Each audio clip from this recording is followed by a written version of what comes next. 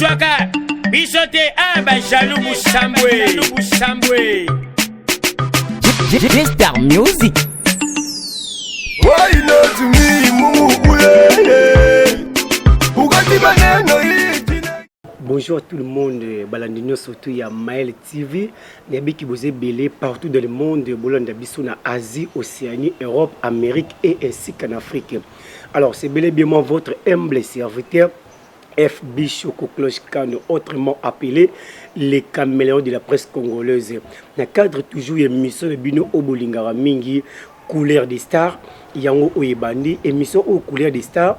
Toi ko beti na bino ba actualité oyo ya artiste na bino bolingaka mingi awa tu yambara artiste nyonso que tu sois peintre, décorateur, mannequin, danseur biso tu yambaka bango awa des émissions auto test bino ba réalité pe ndenge ni ba artiste bino bazali kosi produit tout pe baza ko sela bino misala ya kitoko poete bo sepila na yango. Alors bino obozuli ba kuma na makolanda biso. En tout cas, je vous informe que l'émission Oezapo Nabino, allez toujours là où on a écrit s'abonner. N'hésitez pas. Il faut toujours s'abonner sur Maël TV pour être besoin toujours d'informations na biso pe actualité na biso en temps réel. En tout cas, partager, commenter, aimer et que ça nga penza bien makasi.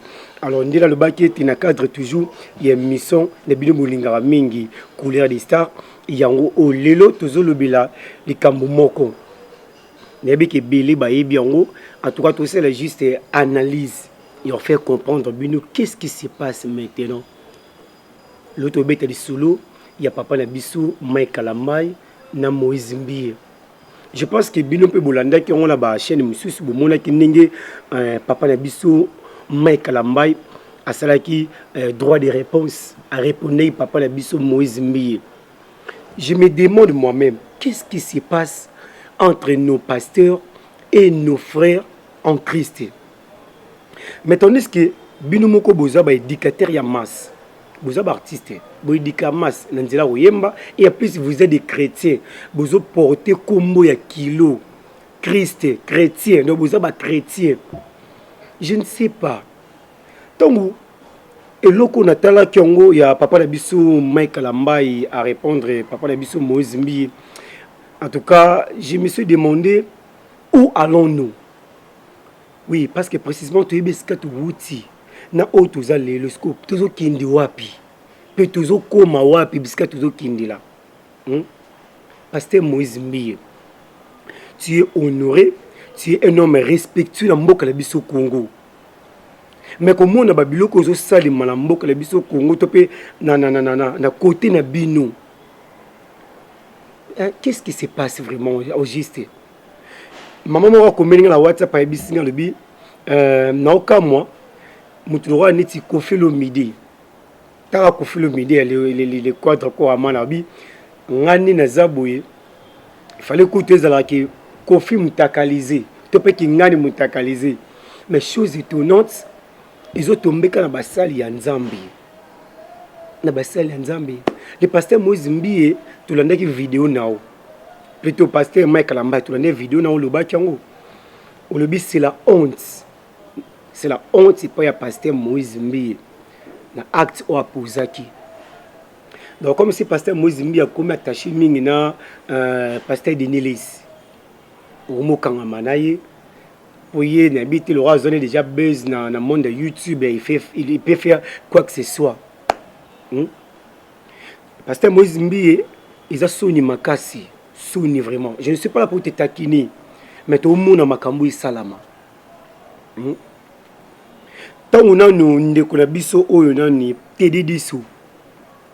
Vidéo ne o maman na biso directrice ya Majabu attaque vidéo ne na ba réseaux sociaux pour na ndenge tedi diso souhaiter que joyeux anniversaire.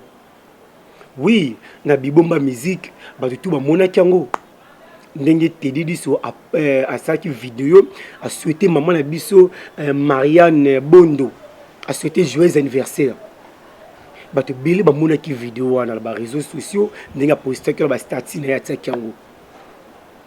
Mais chose étonnante, le lot au mona tedi diso a longwe na label ya bibomba musique. Mais tant on l'a dit vidéo tedi diso ye moko azoloba oh pasteur Moïse Mbie anofutanga bien te anosulisanga bien te parce qu'on a mituna asoluliso bien te par rapport à quoi or toye koyeba Teddy Diso nzela pasteur Moïse Mbie nzela pasteur Moïse Mbie nde toyeba Teddy Diso les frères en question les chanteurs chrétiens ils chantent pour dire mais toyebi à l'occasion pasteur Moïse Mbie abeti sous dans studio apesi pe sous banzembo asali so clip ya qualité pe afuli oyebani lelo et reconnaissance eza mabe même si pasteur Moïse Mbie abandaki kopesa mbongo te te pe bon muto ça ma beni malamu ne pe mutu nyonso même si on ne peut pas mbongo te mais il faut quand même être reconnaissant. Reconnaissant parce que ceux qui le monde reconnaître les frères Nani Teddy Diso, c'est grâce à qui? À pasteur Moïse Mbie. C'est grâce à lui que nous te reconnaissons que les frères Teddy Diso, c'est un chanteur chrétien musicien. Mais chose étonnante, au le bloc les camus même biso dans médias même les biso ba chroniqueurs to kamwe. Ah donc pasteur Moïse Mbie maza est incapable de faire ça. Et le frère Teddy Diso, attends-moi $50 par mois pour foutre. Bon, même ça, nous qu'on fout. Mettons à façonner bimiso dans le monde. Tu ne peux pas que le bablo a bon. Ils ont bien été. Ils ont bien été makasi. Au moment peuple de Dieu, ceux qui le oyo, comme au bunganzila, ils ont bien inondé. Et ça, la biso pas si mingi. Et ça, la biso vraiment pas si. Pas si vraiment. Oh, il m'a payé sur le bâtiment, là, tant que souka, tout le monde a bilembo. Bâtiment bébé obima. Parce que tant que y est mort, ce que y est sur tout nabino. Ah, yote ya kina mukina, kombo langa, y est sur le bâtiment, le babia qui n'a bioté, n'a pas kioté. Oh, le bani, Jésus, j'ai prophétisé sur ton nom. J'ai prêché sur ton nom. Oui, tu as prêché, tu as prophétisé, tu as fait des miracles, des guérisons. Mais Jésus te dira quoi? Je te connaissais point. Et ça Sonia. Nazongi n'a pas passé à Mike Lambai. Oui, tu étais dessus de Nenge ba publication Panzanaki. Récemment, dans total sous vidéo, il y a maman Ozawadi. Où le bapé qui zem ya pasteur Mike Lambai et Limoel Boumulanga. Mais comment ça? Yum to bien que pasteur Mike Lambai a BBC réputation nanga a sali réputation nanga je suis marié mobali nanga lelo a commis au senga ce qui peut divorce ce qui peut l'état américain ba kanga pasteur Mike Lambai ou le bi n'importe quoi et toi-même aussi subitement le baké zemeli mui ce que à quoi sert to ye bongo pour l'année to peut to kinongo wapi alors même si zeminu limui ce que ngolo bani qui Mike Lambai ta limu si zemina yo allez me 6e minute ndengeni yebisa biso ton osali kambo foye barakete likambo no sala ezaboye je sais pas tu voulais salir la réputation d'un homme de Dieu comment et maman Zawadi to pour créer buzz moko boye batu ba yeba yo le homme là est peigné la zuma kamngape non signé flako na karama Ikalambai soit disant la chanteuse. Yom to yebana kisiko na majabu wako sala nini? Wako sali na majabu. Alors, où as-tu pris l'argent? Ozumbongo wapi au financer pasteur Mike Lambai capitaine? Non, pasteur Mike Lambai, zombongo to beta featuring na yo. Non, maman, il faut changer. Au moins na blo mususu tango sala ngo il faut yebaka. Il faut battre notre le colo place nini non le bila nani eza soni makasi au moins que réputation muto BBC eza soni pasteur Mike Lambai très touché abattu même pasteur Moïse Mbie yo mo yebi pasteur Mike Lambai bien bozaki bien ensemble dans les étoiles de louange. Bouzakio, pasteur Moïse Mbie, Mike Lambai, et notre pasteur, il s'appelle comment? Yannick Toumba. Yannick Toumba. Bilotou Bouzaki dans les étoiles de louange. Mais aujourd'hui, Dieu vous a fait grâce. Yo au kamba cité Bethel, il y a au kamba pe, alors ça peut ministère ne koto Mike Kalambay. Yannick tu m'appelles pasteur côté naïe. Parce que même si on a donné ici, jamais pasteur Moïse Mio a affirmé qu'il était makambo ozawa de le bas qui est solo qui azala zime nani il y a pasteur Mike Kalambay. Est-ce que pasteur Moïse Mbi avec beaucoup de respect papa, est-ce que utala qui ba précision? Mais quand tu as affirmé ça, parce que yemo ozawa de le bas qui ni auto le bon récemment qui zeme limo, ce que zeme limo qui wapi. Imaginez un peu. Imaginez un peu un contexte wana. Subitement bozeme limo. Il y a un moment où pasteur Mike Kalambay passé droit de réponse, il y a vidéo wana. Donc on dit matin Moïse même dans le bloc wana. Et ça sonne makasi. Bino mozora baba baki tala. Population congolaise topé population de part et d'autre batala rabino. Nanzela ba yebanzembo la bino ba prédication bloc tout bo salaka batu batala rabino. Ce que imaginez beauté ya biso. Imaginez bo bimisa. Vous refléter imaginez ni. Peuple de Dieu où était bien dans les réseaux sociaux, dans Instagram, dans comment dirais-je, dans page Facebook. C'est vraiment la honte. En tout cas, analysons l'ensemble pour attirer biso. Nous va bien en fin à mutute, naza ko déstabiliser mutute non. Vous avez grand, vous avez vieux to kuti na monde de musique, tu es babino. Tuyoka banzembo la bino ete ya kabiso. Mais bon mema biso wapi. Pasteur Moïse Mbi, pasteur Mike Kalambay. Bozo mema biso wapi. Récemment une maman sur WhatsApp a tenu un message à Binangaï. Mais pourquoi la lettre M? On est baby sa répétition Congo. Et c'est nanga mokutu. Je me suis demandé la lettre M. Avant de tenir ba combo. Michel Bakinda lettre M. Mike Kalambay, lettre M. Moïse Mbi, lettre M.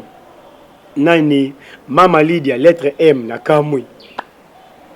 Attends, il y a un combo de la lettre M. Oh Mukuna, lettre M. Ah. La plupart de tout baluba pekara. Et puis, vous avez la lettre M.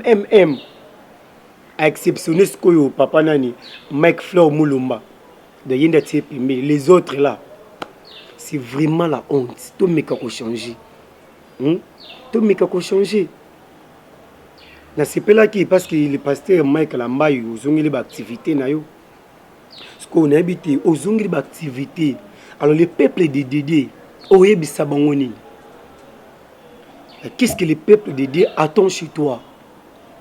Parce qu'il faut tout mettre le rappel, mais pourquoi Karakombora Yangai? Ils ont dit Moïse Mbi na Eliane Bafeno mutakalize. Et l'on comme ça, Mike Kalambay na Peñel. Et l'on comme ça, Mike Kalambay na nani na Zawadi. Est-ce qu'il faut mettre le rappel quand même, s'il vous plaît, mes pasteurs, les pasteurs avec beaucoup de respect. Pourquoi ils ont la bino? Jamais au monde que les pasteurs Tom c'est mutakalisé, non. Oh, Thomas le coffre mutakalisé, non. Toujours vous.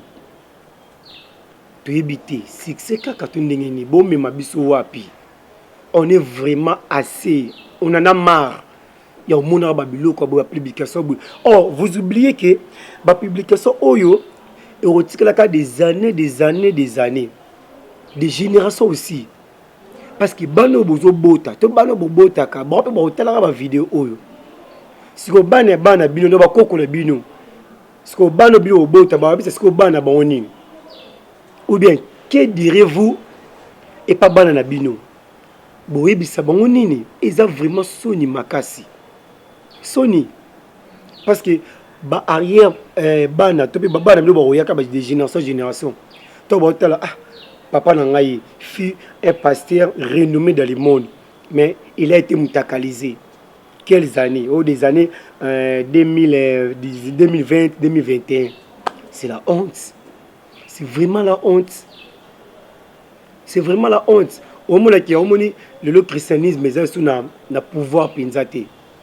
tika ba musulman ba seka biso to le ba bongo to pe ba religion mususu seka no biso. Parce que Tommy Benga ba chrétien, mais nous salirons comment dirais-je le nom de Jésus-Christ. Ce n'est pas bien. Nos pasteurs veillons ce qui de changer nos mentalités, nos comportements. Nous allons bien analyser yo na critiquer mututé. C'est juste et ça la biso passi. Et ça la biso passi. Au mitala yo mutuza renouement yebana mais on te critique. Aux hommes takalisés. Parce que le pasteur Mike Alamba il a mozimbe beau solo laté. Parce que qu'est-ce qui se passe? Dans ma membrane, ils ont des côtés sibina potobo, na poto côté sibina boulou yeki. C'est que boye bisabisoni. Merci beaucoup labi ke bozo landa bisoma na bokebi. Na personne merci mingi na maman nanga Agnès Modibani. Maman Agnès Modibani na pesu merci mingi. Maman Boboto, maman Bolingo, maman Oyo aibi au soutenir bana. Maman Agnès Modibani. Ma maman qui j'aime beaucoup. Nabi ki mission Oyo la ndona bokebi nyon surtout. Na pesu merci mingi susu na Tania Mayemba. Tania Mayemba, merci beaucoup na ndenge ozo continuer ko partager ba lien ya Mail TV. Beaucoup toujours conseil la biso vraiment publication qu'on partager ba lien qu'on tourne ba statut et ça biso vraiment bien na beau sympathie cordon Belis Mbouzi na peso merci mingi na ndenge vous soutenir toujours émission Oyo couleur des stars na kata Mail TV na beau sympathie Ritz Flore et Gloire et Kebi Fortina Nouch Kabele Naomi Sivi, merci beaucoup d'endenge bopé ça toujours confiance na bo SNPT maman nangai Grace Kanza et puis merci mingi. En tout cas tolo be lisolo ya analyse tolo be solo analyse ya Mike Alamba na Moïse Mbiye bande komoni lelo oyo mingi ba mo mimona bon pona yebana il faut nga plaza mutakaliser non pona yebana eza des choix de tout le bas soit aucun na ka Satan ou aucun na ka Nzambe. Ce que Tommy Tuna yom de la ka Nzambe ce que ba mutakaliser yo ba publier yo ce que tu besoin dépendre pas nani et bandeko veillons ce qui de changer nos comportements et belé batala rabinoti pasteur Moïse Mbiye belé batala kayo pasteur Mike Alamba belé batala kayo papa banzimbo le bino édifier kabiso notre le bango awa mais bon même biso wapi bon même peuple de Dieu wapi bozo même mboka na biso Congo wapi réputation ya Congo ya Congo et belé batala ngo libanda na nzela na bino siko bon même ngo wapi c'est vraiment la honte Nathalie pasteur Mike Alamba ninga lobi aoki passe mingi abina monisco ke bato balinganga te oui miso baki o Mike Alamba ya kufi o moni balakisa ko na hôpital akangami miso biote ezaki image ya clip au salande selon réalisation cameraman abisi que il faut balakisa placement ko na hôpital mais les gens disent que o akufi o ba publier tema choc wana ya zawadi ndenge ba publier ba photo bongo de passer Mike Alamba ya kangama ki mais ce n'était pas le cas ils a bongo te o ni si bo monika mabe pa muto mamo bo publier au lieu ya ko sonde na no yeba si c'est vrai ou c'est faux faut yeba nan faut yeba aux allons terre contrôler nano est-ce que akufi est-ce qu'il y a la kufite raison qu'elle il s'est retiré moi habité na s'est retiré comme ça dans zone là oui à zone d'activité l'église alors ce qui m'a battu c'est quoi Romitouna le pasteur Mike Alamba zone d'activité ce qu'on était à peuple de Dieu. Oui, to olimbi ça biso te Nzambe pasteur Mike Alamba singa bolimbi c'est pas na yope et pas la population congolaise et partout dans le monde. Oui, to limbi so mais c'est quoi ba vidéo etikali awa. Ba vidéo ezawa. Ba vidéo etikali attends na ba téléphone te supprimer na ba réseaux sociaux ezali. ezali komona que notre pasteur mutakalisé. C'est vraiment la honte. C'est vraiment la honte. Dans le moment fois toyeba ko battre la personnalité na biso. Personnalité ba somba ngote. Et apena soni makasi. Soni makasi to lembi kingani mutakalisé. Heureusement tu y a lianze za le côté. Oh lianze peut mutakalisé. Non. Oh mutakokana nena lianza. Mais ce que Congolais tellement il n'a pas okitara mutu pas les a bambi photo lianza na oh yali. Oh lianza mutakalisé. Et a passé. Et puis bino pe artiste bon mais peut changer. Hein? Là ba artiste comédien mais peut changer. Donc verra c'est que de changer nos comportements dans bande là. Et ils appellent bien makasi. Au mona, notre le bango non. Ba vidéo même ces missions dans salle lelo. Et tu as des années. Parce que YouTube y a bon ba émission. A bon ba sur vidéo tout. A bon ba il y a 2000 combien. Il y a 1900 combien YouTube ezalaka. Au mona. Donc ba bloro bosaka ba mutakalisation. Et Rolanda bino ba 2030, ba 2040. Alors bana na bino ba oloba nini? Moi na hôtel nzembo ya papa Mike Alamba to Mozimbi koto sous vidéo sur mutakalisation. En tout cas, on a ABC bino, je pense qu'il faut comprendre là. Na bien que émission Oyo couleur des stars, et émission Oyo tu yamba artiste nyonso. Donc na tout qui vit à mututé, na lobe pe mutumo pété mabe. C'est juste na talisi biso. Hein, na mitina ngamola talisi biso po na se faire comprendre bino. Pour vous obéir trop dans le monde ya YouTube. Au vendra mukibo kingani mutakalisé. Kingani mutakalisé. Mais ils ont la carabato, la carabino kaka. Pourquoi? Au côté peut-être gêné prier non autour en disant mais pourquoi on a comment mutakalisé? Pourquoi? Ce n'est pas bien. Ce n'est pas bien vraiment tout changer, s'il vous plaît. Tout changer. En tout cas, tout comme la souka, la biso ya émission couleur des stars. En tout cas, si on a le baki à mabe, bolimbisa.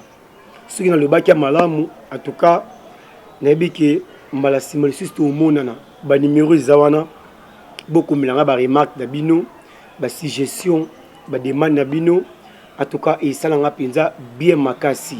Notre bandela, on suspect que le banque, abonnez-vous massivement sur la chaîne Maël TV. Commentez, partagez, aimez, likez et ça l'a penza bien makasi. Yo ozaki di bakwa Rolanda biso, je pense que comprendre mission au de près, to fingi mutu te, to lobeli mutu moko te mabe.